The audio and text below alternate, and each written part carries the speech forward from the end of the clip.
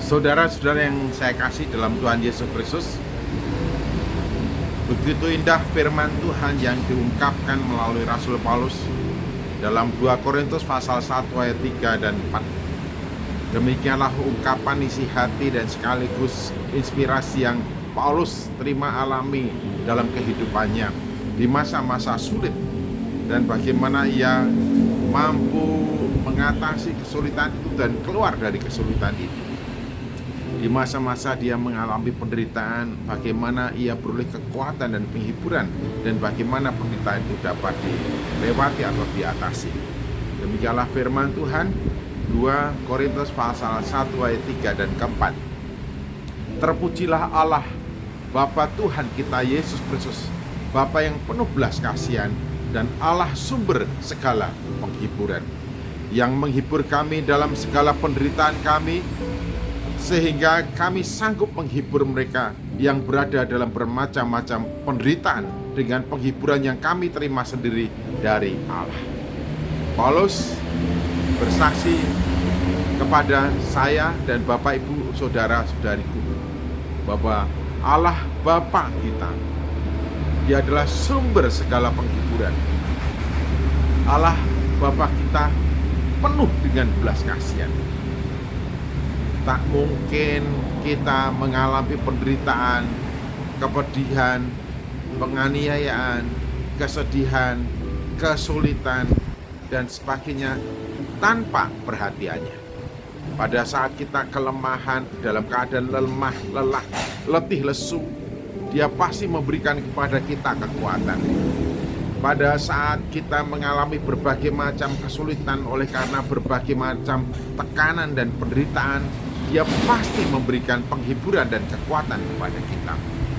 Allah Bapa kita penuh dengan belas kasihan.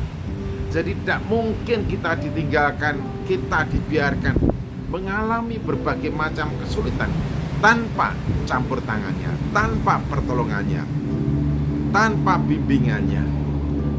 Allah Bapa yang rahmani, yang penuh dengan belas kasihan, ketika mengizinkan segala sesuatu yang tidak nyaman, enak, mendatangkan kesedihan, kepedihan, dan juga penderitaan terjadi dalam kehidupan kita, Allah sendiri akan turun memberikan kepada kita kekuatan, memberikan kepada kita penghiburan.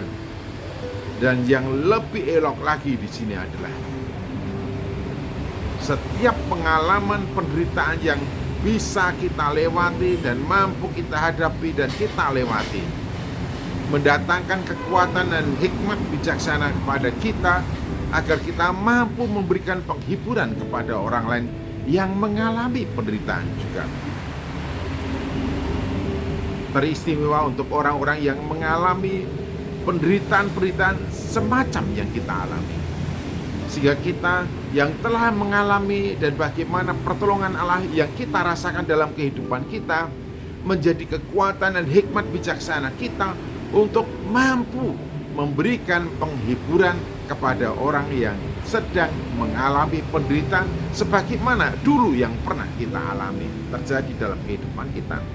Sehingga sebagai umat pilihannya, sebagai orang-orang yang percaya kepadanya di dalam Yesus Kristus, kita menjadi tahu mengapa Allah mengizinkan segala sesuatu yang tidak nyaman dalam diri kita terjadi pada kita.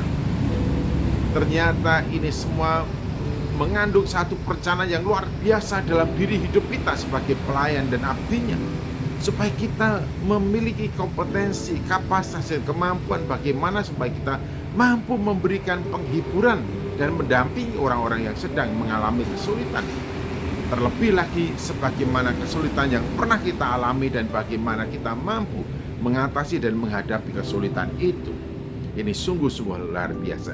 Jadi kalau ada di antara Bapak, Ibu, dan saudaraku yang sekarang sedang mengalami kesulitan atau kesakitan, penderitaan karena sesuatu hal, jangan takut.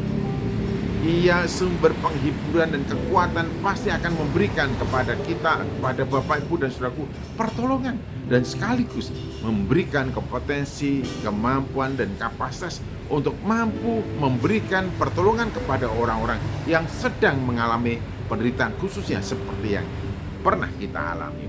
Jadi pengalaman menderita dan pengalaman bagaimana Allah memberikan pertolongan kepada kita merupakan kapasitas bagi kita untuk mampu melayani orang yang sedang mengalami penderitaan.